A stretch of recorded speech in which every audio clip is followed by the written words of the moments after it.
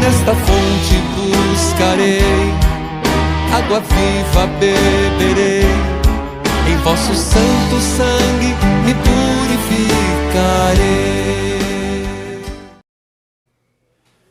Meu irmão e minha irmã, que bom saber que você está nos acompanhando neste curso de patrística. Vamos rever aqui o que já falamos.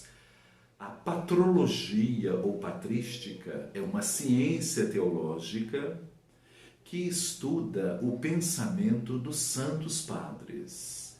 Quem são os santos padres? Os santos padres foram aqueles que do 1º século até o 8º século deram vida à nossa igreja, deram continuidade ao pensamento de Jesus, deram continuidade à igreja nascente. Ora, então, do 1º século até o 8º século, nós vamos chamar este período de período patrístico. E podemos dividir aí a patrística em 3 grandes momentos. Os padres apostólicos, nós já falamos sobre eles, que são aqueles padres que estão próximos de Jesus, próximo de Paulo, de Pedro. Depois os padres apologéticos, nós citávamos aqui, por exemplo, Santo Ambrósio, o grande São Jerônimo, ou mesmo Santo Agostinho. Só para tentar responder essa pergunta, quem é Jesus? Imagine, meu irmão e minha irmã, nós tivemos 16 heresias, que são modos errôneos de interpretar quem é Jesus. Por exemplo, alguns diziam que Jesus era plenamente homem, outros plenamente Deus, outros diziam que ora ele era divino, ora ele era humano, outros diziam que havia uma diferença entre o Pai, o Filho e o Espírito Santo, essa diferença chamada de subordinacionismo. Então, os padres apologistas tiveram um grande trabalho.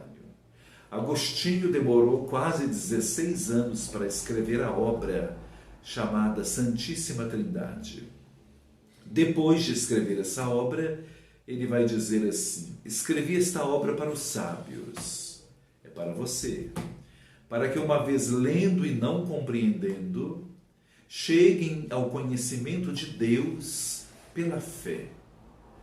Então, os padres, esses, aqueles grandes apologistas. Hoje queremos falar dos padres do deserto, que é a 3ª categoria. Quando surgiram, o que eles fizeram e qual a sua grande contribuição. Então, vamos lá.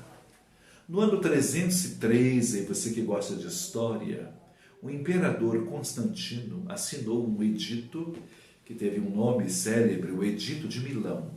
E com esse Edito de Milão, ele deu liberdade de culto a todas as religiões que haviam no Império. Na verdade, o imperador Constantino, ele queria a Pax Romana. Então, ele deixou que todas as religiões se manifestassem. Então, não havia mais as perseguições, não havia mais o martírio, ninguém precisava derramar mais o sangue para testemunhar que era cristão. Então, no meio de tantas religiões, nós vamos pensar num grupo de pais da nossa fé que vai questionar aí a igreja nascente. Porque a igreja e o império, o imperador e a religião vão fazer aí um mesmo braço, vamos dizer assim. E aí a igreja, que era até então perseguida, mais tarde ela começa a perseguir também quem não pensava como ela. Então um grupo de padres vão para o deserto, questionando profundamente a igreja, porque agora nós não temos uma igreja voltada para os pobres. Agora a roupa do bispo é a roupa do imperador, o anel do bispo é o anel do rei, a coroa.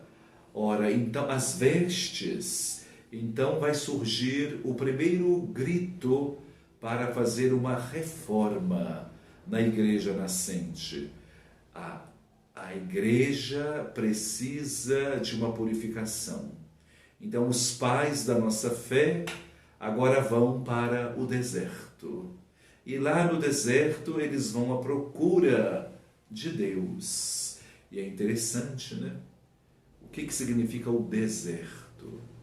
Vão viver sozinhos, como eremitas, como anacoretas. Depois eles vão viver em comunidade, ali no cenóbio, como monges, e vão ditar regras e normas. O primeiro padre do deserto foi Santo Antão, depois São Pacômio, mas ficou nas nossas histórias como um dos mais famosos, São Bento, que era equilibradíssimo na oração e no trabalho. Ora et labora.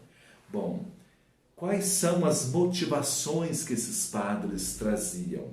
Traziam motivações religiosas, à procura de Deus, e motivação social.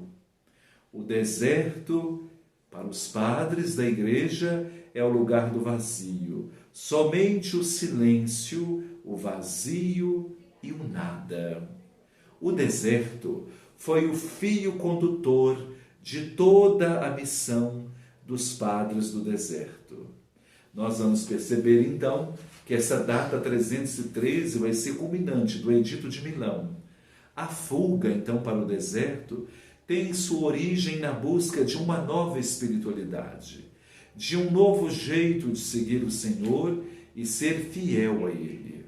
O lugar, o deserto, é o lugar de se preencher da graça de Deus. E a espiritualidade é o chão da vida desses homens do deserto. Como eu disse, o Antão é o pai dos anacoretas. No século IV, inaugurava-se como um tempo novo para a espiritualidade cristã a partir de homens e mulheres que, descontentes com o modo de vida oferecido pelo mundo, se dedicaram a ir ao deserto a fim de melhor viver a presença de Deus. Se o mundo já não os perseguia, como eu disse, já não tem mais a perseguição e o martírio, então era preciso perseguir o mundo com uma vida de questionamentos à nova estrutura religiosa que estava se formando sob os auspícios do Império Romano. Outro sim, o deserto era uma expressão própria de busca de uma transcendência. Eles vão passar de uma vida reclusa, porém isolados, uma vida de anacoreta, a uma vida comunitária.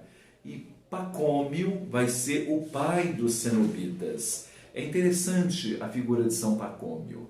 Ele escreve uma regra, ele coloca ordem nos mosteiros nascentes, e aí a gente pode colher os frutos hoje, por exemplo, da obediência, da castidade, de uma vida que precisa de horários, os horários específicos para a oração e o trabalho.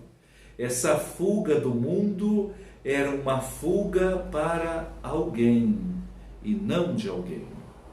Quero repetir essa frase aqui. A fuga do mundo era uma fuga para alguém e não de alguém. E nesta fuga era necessário o silêncio. O silêncio foi o colo aconchegante da vida nascente, deixando esta marca no íntimo do nosso ser. E muitas vezes, meu irmão e minha irmã, nós não temos tempo para o silêncio. Você já observou, daqui a pouco, quando você chegar aí na sua casa, você começa a ligar o rádio, a televisão, nós não gostamos do silêncio, porque o silêncio nos remete a uma interioridade. Queremos conhecer a Deus? Conhece primeiro a ti mesmo. Conhece a ti mesmo. Os padres do deserto, na verdade, foram grandes psicólogos, né? Grandes terapeutas do deserto. Outro dado importante, além do silêncio, é a oração. Como que está a sua vida de oração? Você reza? Eu tenho um amigo que defendeu uma tese de doutoramento na Universidade Gregoriana, quando estudávamos em Roma, e a tese dele dizia mais ou menos o seguinte: quem reza meia hora ao dia está protegido contra os pecados graves, ao passo de um pecado grave tornar-se semi-deliberado. Olha aí a importância da oração. Os padres vão para rezar. E outra coisa importante era a renúncia. O deserto é um lugar de renúncia. O que você tem renunciado? E aí vai nascer um grande padre do deserto, que para mim assim em italiano é o capolavoro, é a obra-prima, chama-se Evagrio Ponticus. Evagrio Ponticus vai trabalhar e vai descobrir as 8 enfermidades espirituais. Se bem que o Papa Francisco disse que na nossa igreja nós corremos o risco de termos 15 enfermidades espirituais. Evagrius vai trabalhar as doenças do espírito e como trabalhar o espírito. Há uns anos atrás eu estudei homeopatia e o meu tema central foi esse, um ensaio sobre as doenças espirituais e seus tratamentos na homeopatia. A lista das 8 doenças espirituais apresentadas por Evagrio Pontico e divulgadas por São João Cassiano no século IV é retomada mais tarde por São Gregório Magno. Nós teremos e vamos encontrar 8 doenças que aflige aí o seu espírito, o nosso espírito. Apenas aqui uma curiosidade.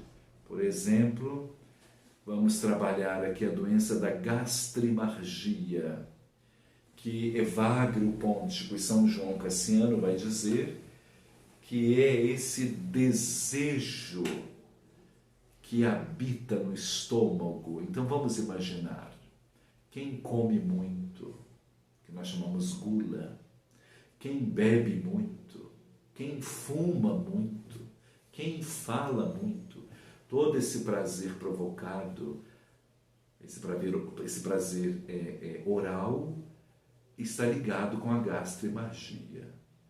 Então, por exemplo, uma pessoa que come demais, qual seria o remédio? O remédio seria o jejum.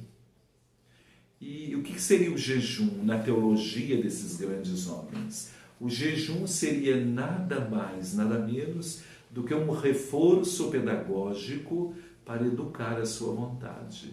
Quem renuncia a pequeninas coisas vai renunciar a grandes. E aonde que entra aqui a questão espiritual?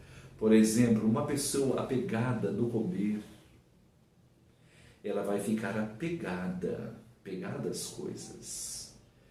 Então é o desapego, então é o jejum, é a entrega. E é muito interessante fazer esse caminho. E na homeopatia nós vamos trabalhar as doenças, por exemplo, do estômago, como doenças que podem ser trabalhadas quase que espiritualmente. E assim eles vão desenvolver 8 doenças. Olha a importância de estudar os padres do deserto. No nosso próximo encontro, eu quero propor a você, neste tempo de pandemia, a fazer conosco um retiro espiritual a partir dos padres do deserto. Uma vez que já falamos sobre todas as qualidades dos padres, agora vamos ficar com os padres do deserto. E na próxima vez, eu convido você com um caderninho na mão, com a Bíblia na mão, nós vamos começar um grande retiro espiritual, onde vamos trabalhar as nossas doenças do espírito. Nos acompanhe. Abençoe-vos o Deus Todo-Poderoso, Pai, Filho e Espírito Santo. Amém. Meu irmão e minha irmã, olha aí o álcool gel, a máscara. Não se esqueça. Curtir o vídeo.